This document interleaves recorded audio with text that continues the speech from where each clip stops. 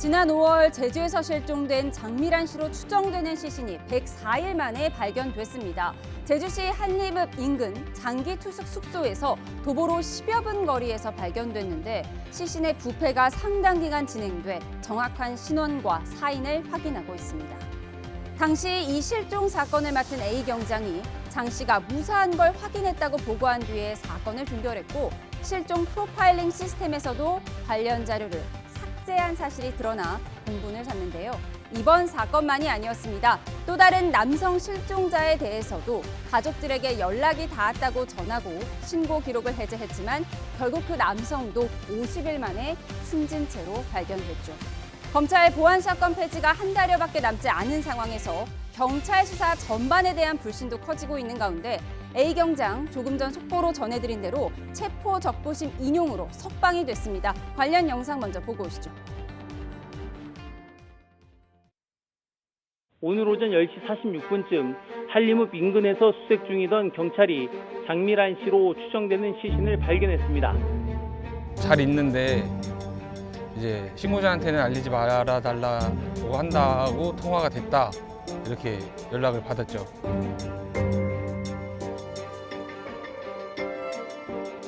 경찰관이 그 말 한마디에 우리는 경찰관인데 어떻게 했는데 말 한마디에 아주 그냥 죽어버린 거예요. 왜 그러신 건가요? 왜 연락했다고 하시나요? 연락하지 않으셨나요?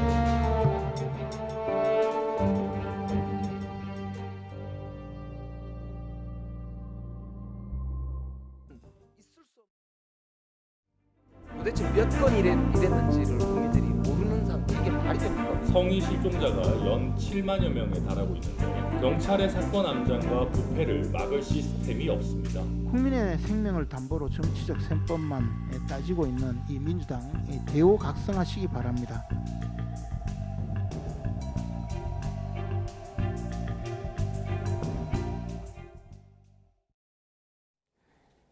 네, 오늘의 정치온 부승찬 민주당 의원, 유용원 국민의힘 원내부대표 두 분과 함께합니다. 어서 오십시오. 안녕하세요.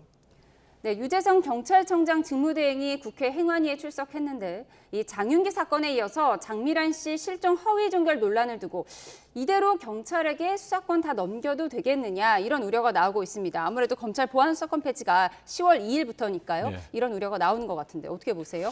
이게 전체적으로 지방 경찰 수사 사건까지 통제하기는 상당히 무리가 있는 거고요. 중수청은 일단 기본적으로 7대 범죄에 대한 수사를 전담하게 되지 않습니까? 그러다 보니까 이런 사건이 일어나는 거에 대해서는 경찰이 대우각성해야 되는 건 맞습니다. 그럼에도 불구하고 제도 개혁이라는 게 이루어지는 상황에서 이 사건을 중수청 출범하고 연계시키는 거는 과연 그다지 바람직하느냐. 이 부분에 대해서는 좀 고민이 필요한 시점이다. 이런 말씀을 드리고 싶어요. 예, 네. 장미란 씨뿐만 아니라 지금 60대 남성의 비슷한 판박이 사건도 있었고요. 네. 이 두 사건 모두 A 경장이 혼자 야간 당직을 설 때 접수하고 종결 처리까지 했다고 하더라고요. 그렇습니다. 이제 이번 사건이 정말 이제 충격적인 것은 사실 경찰의 가장 중요한 책무가 국민의 생명과 안전을 보호해 주는 거 아니겠습니까? 그런데 이런 경찰한테 과연 우리가 국민이 생명과 안전을 믿고 맡길 수가 있느냐. 예, 지난번에 아시다시피 광주 여고생 살인 사건, 이른바 장윤기 사건에 있어서도 이제 경찰의 이제 그런 문제점이 드러나서 이 보안 수사권 폐지 문제가 크게 이제 논란이 되지 않았습니까? 결국 만고의 진리 중에 하나가 견제받지 않는 권력은 절대적으로 부패한다, 문제가 생긴다는 것이고, 그래서 경찰한테 과연 거의 모든 것을 맡길 수가 있느냐 하는 것을 단적으로 보여주는 예고, 일부 보도에 따르면 이 해당 경관이 처리한 실종 게 200건이 넘는다. 이런 얘기까지 나오는데 이제 어디까지 사실인지 모르겠으나 앞으로 추가적인 문제도 드러날 가능성이 있기 때문에 상당히 여러 가지 면에서 충격과 우려를 주는 사안이라고 봅니다. 예, 조금 전 화면을 저희가 보여드리고 있습니다. A 경장, 저 검은 티셔츠 입은 남성의 A 경장인데요. 체포 적부심을 신청을 했어요. 체포가 부당하다는 건데 또 그걸 법원이 인용해서 조금 전에 석방이 됐거든요. 어떤 상황으로 보이십니까? 아까 보도에서도 잠깐 나왔지만 이제 소재가 분명하잖아요. 이제 소재가 분명하고 그렇기 때문에 이제 긴급 체포 할 수 있느냐 이 부분에 대한 법적 판결이라고 보여지고요.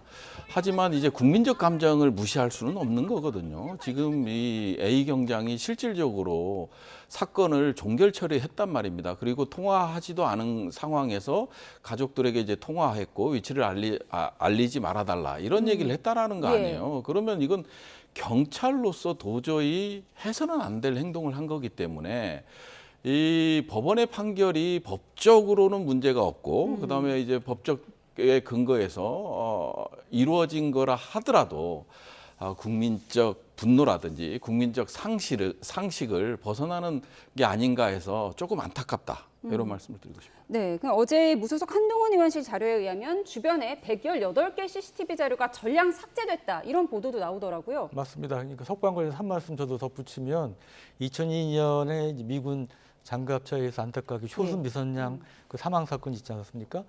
사망 사고죠.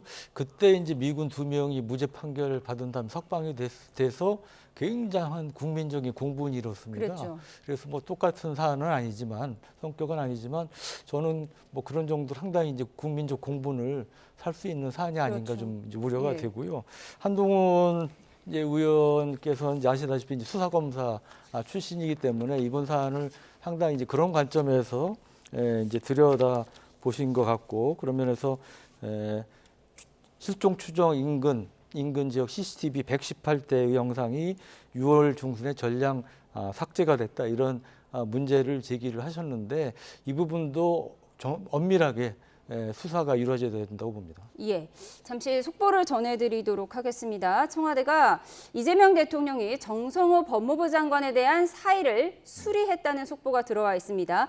국정 운영에 차질이 없도록 후속 인선을 신속하게 진행할 예정이라고 하는데요. 그동안 정성호 법무부 장관 건강상의 이유를 들어 사의를 표명했지만 청와대에서는 후임 인선이 있을 때까지 최선을 다해달라는 뜻을 밝히기도 했는데요. 결국 오늘 이재명 대통령이 정성호 법무부 장관의 사의를 수리했다 이런 속보가 들어와 있습니다. 그동안 정성호 법무부 장관은 검찰의 보안 수사권 일부 유지가 필요하다는 입장이 있었고 이에 대해서 좀 민주당과 갈등도 있었잖아요. 네. 참 훌륭하신 분이고 그리고 이제 저와 이제 개인적인 얘기도 많이 나눴고 이제 보안 수사권과 관련된 본인의 입장이 좀 있더라고요. 그래서 항상 법은 국민의 편에 서야 된다 이런 말씀을 자주 하셨기 때문에 이런 것들이 이제 또 국회 여당 출신의 국회의원으로서 법무부 장관을 하고 이제 상임위에 나오면서 또 여당 이용과 그다음에 진보 진영과 상당한 이 마찰을 많이 빚었잖아요. 그리고 이제 본인 입장에서는 수모도 많이 겪었고 그러다 보니까 상당히 스트레스가 많았던 걸로 그렇게 보여집니다. 그래서 좀 그래도 이번에 사법개혁, 검찰개혁과 관련된 부분들은 좀 마무리 단계에 있기 때문에 그나마 이제 지금이라도 교체하는 게 저는 맞다고 보여지고요. 그동안 정말 고생 많으셨다라는 말씀을 전하고 싶네요. 네, 아무래도 지금 경찰의 지금 허위 수사 종결까지 이어진 상황에서 이런 또 정성호 법무부 장관의 사의 수리 소식까지 전해진 상황입니다. 지금 A 경장이 다른 실종 사건 60대 실종자를 포함해서 200여 건을 허위 종결했다 이런 얘기도 나오고 있는 상황이잖아요. 그렇습니다. 그러니까 지금 아까 부위원님께서도 말씀하셨지만 이 경관이 정말 어떤 면에서는 지금 상황에 드러난 것만 봐도 용서가 힘든 부분들이 꽤 있습니다. 그러니까 그 남자친구한테 거짓말을 해가지고 결국 남자친구의 신고로 인해서 추가적으로 확인할 수 있는 그런 것도 막은 거 아니겠습니까? 그래서 이제 그런 부분들만 해도 지금 상당히 국민적인 공분을 초래하고 있는 상황인데 추가적으로 아까 말씀하신 200건 중에 일부라도 추가적인 또 범죄 혐의가 확인된다면 저는 상당히 이 정부 여당 입장에서도 부담이 되는 이러한 사태로 악화가 되지 않을까 우려가 됩니다. 예, 물론 A 경장이 실종 종결한 사건이 모두 허위인지 아닌지는 지금 이제 전수조사가 시작됐다고 하니까요. 사건 전말을 좀 살펴보도록 하겠습니다. 이 장미란 씨 관련 이야기는 잠시 후에 변호사와 더 자세히 짚어보기로 하고요. 전국 이슈를 좀 더 짚어보겠습니다. 김민석 대표가 취임하고 처음으로 장동혁 대표와 회동을 했습니다. 표정은 웃었지만 좋은 얘기만 오가진 않았는데요. 그 현장 보고 오시죠.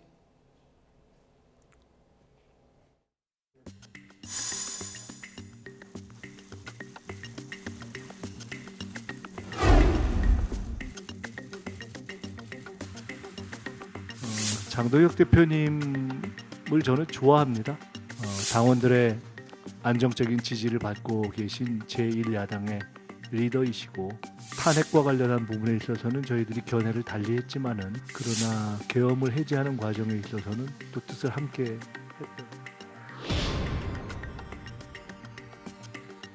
대법원장의 대법관 제청에 관해서 표면적인 갈등이 있었던 것은 이번이 처음은 아니었던 것 같습니다.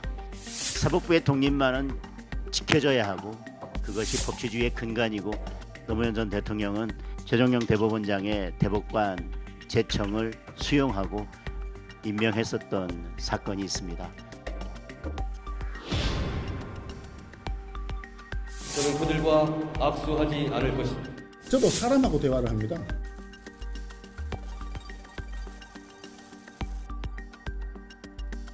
장동혁 대표님을 저는 좋아합니다.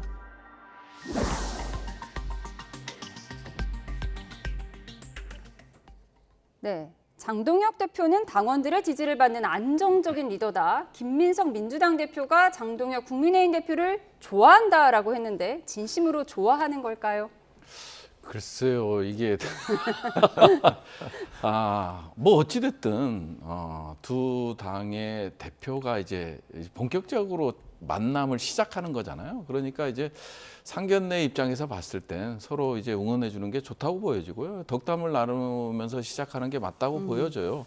그리고 뭐 좋아하니 안 하니의 차이는 인간으로서는 좋아할 수 있겠죠. 그런데 이제 어찌됐든 더불어민주당과 국민의힘은 이념적으로 달리하는 부분이 많고 그러다 보니까 이제 정치적 갈등과 대립이 많은 상황이잖아요. 그런 와중에 장동혁 대표와 이제 김민석 신임 대표가 만났다라는 거는 정치적인 의미로 봤을 때 상당히 나쁘지 않다. 그리고 이런 만남을 계속해서 이뤄가야 되는 거잖아요.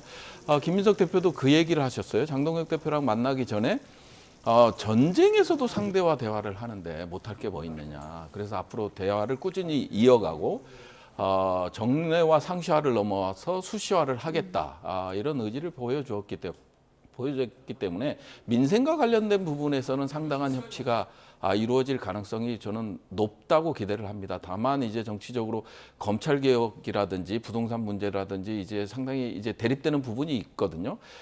이런 부분들에 대해서 얼마만큼 조정해 나가느냐. 이게 이제 김민석 대표뿐만 아니라 장동혁 대표의 리더십을 다시 한번 각인시킬 수 있지 않을까 그렇게 보십니다. 예, 지금 넥타이 색깔을 보면 김민석 대표의 경우에는 붉은색이 좀 섞인 협치의 넥타이를 한 것 같은데 장동혁 대표는 국민의힘을 상징하는 붉은 넥타이를 했습니다. 그리고 백드롭에 보면 연임이 없다, 재판받겠다 한마디 그렇게 어렵습니까? 라는 백드롭을 해서요.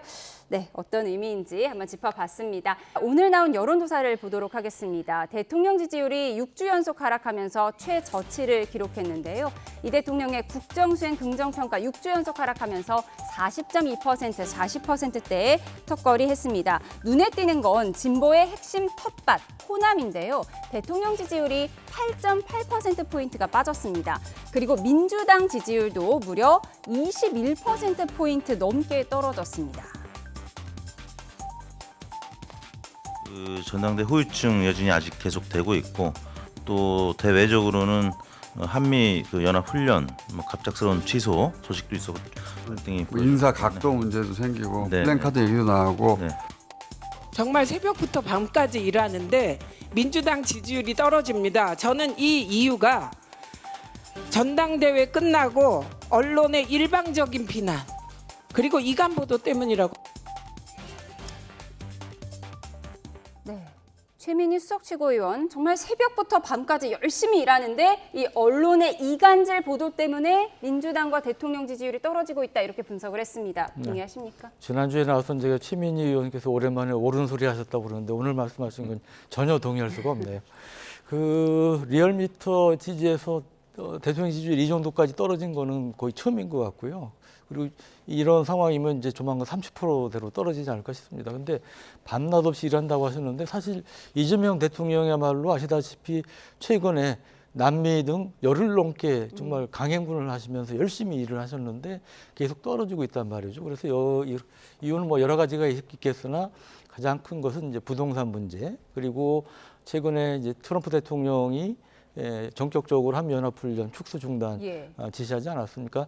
이런 것들을 비롯해서 여러 가지 사관학교 통편 논란이라든지 여러 가지 안보 이슈가 상당히 최근에 많이 부각이 됐습니다. 이런 것들이 결국 영향을 끼쳐서 대통령 지지율이 6주 연속 하락을 하고, 그다음에 민주당의 경우도 전주에 비해서 리얼미터 기준으로 전주에 비해서 6% 하락하고, 저희는 이제 반대로 4.5% 올라가서 격차가 4%로 줄어드는 이제 그런 상황이 되지 않았나 싶습니다. 예, 그런데 지금 민주당 호남 지지율은 왜 이렇게 떨어진 거예요? 아무래도 이제 전당대회 후유증이라고 보여져요. 물론 뭐 호남에서 이제 김민석 신임 대표의 지지율이 상당히 높게 나타났지만 그럼에도 불구하고 일단 당원들의 기본적인 생각이라든지 이런 것들이 상당히 정청래 전 대표의 입장을 지지하는 분들도 많았거든요. 이거에 대한 실망감이 여기서 나타난 게 아닌가 싶어요. 왜 그러냐면 이전 조사 전당대회 때의 이제 컨벤션 효과가 한 6-7% 정도 됐었거든요.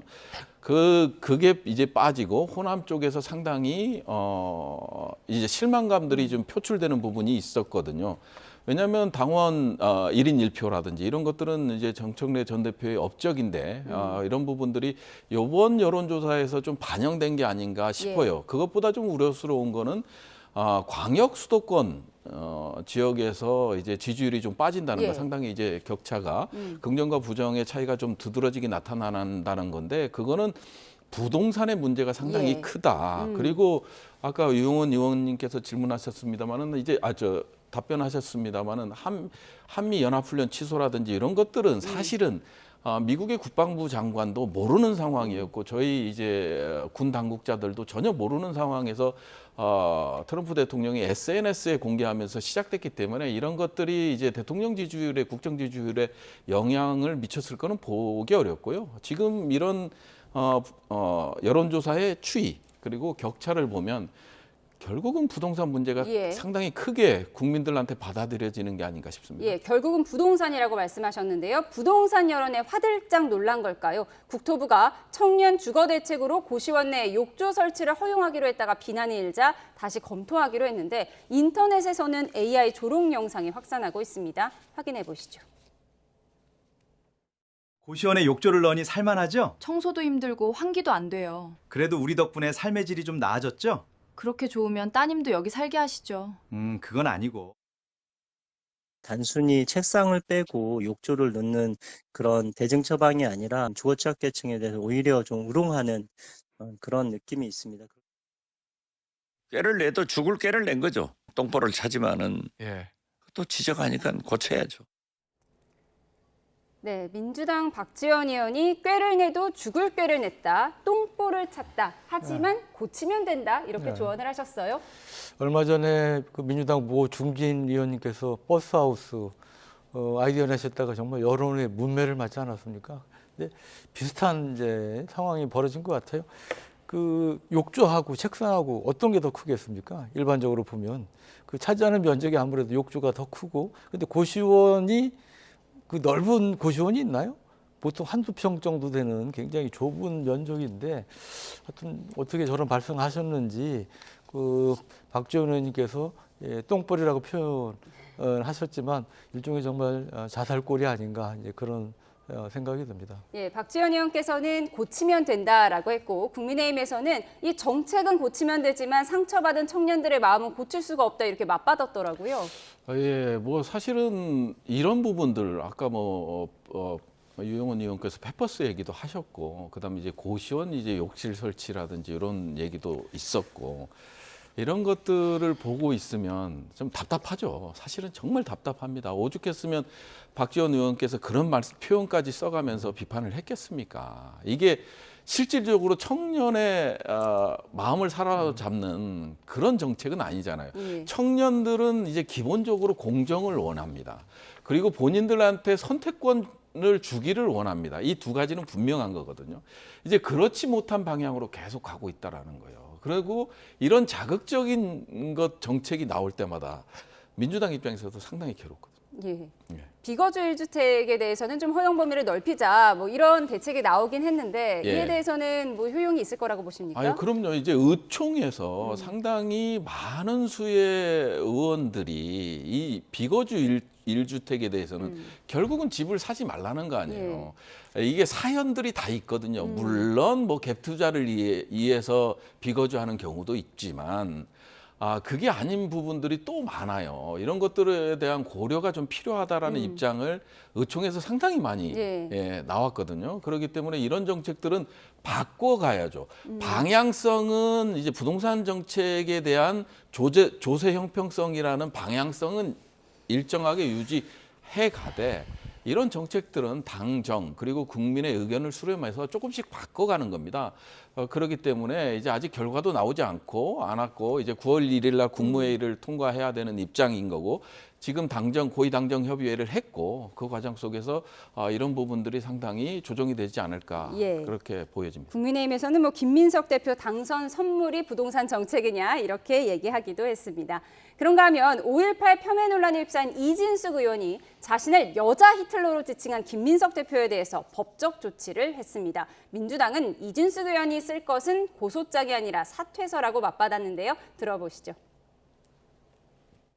국민의힘 의원들과 요즘 얘기를 해보면은 다들 약간 머리 위에 물음표 하나씩 떠 있어요. 저는 아마 장동혁 대표가 지금 매운맛이라고 생각하는 분들이 있을 거거든요. 그런데 좀 있으면 더 매운맛 이미 나오기 시작했습니다. 그 민주당의 새로운 당 대표가 된 김민석 씨가 예의를 좀 지킵시다. 조희대 씨가 보잖아요. 조희대 왜 상습적으로 그래요? 좀 조용히 하세요, 내 수세에서. 앞으로 그러지 마. 당신은 마. 왜 반말이야? 어떠냐고? 5.18이라는 민주화 운동이 성역이 되어서는 안 된다. 토론까지 막아서는 안 된다라는 것이었습니다. 여자 전두환도 여자 히틀러도 대한민국에 발붙이지 못하게 하겠습니다.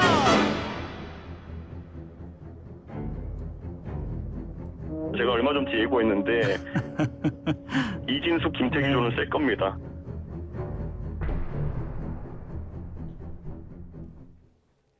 네, 국민의힘에 더 매운맛이 등장했다. 이준석 대표는 이렇게 평가를 했는데요. 네, 우리가 이제 저렇게 목소리 높이시는 걸 흔히 샤우팅이라고 그러죠. 우리 김태규 의원님은 보니까 지금 등원하신 지 얼마 안 됐는데 굉장히 그런 면에서 이 적응 이게 빠르신 본인 SNS에 저걸 굉장히 홍보하더라고요.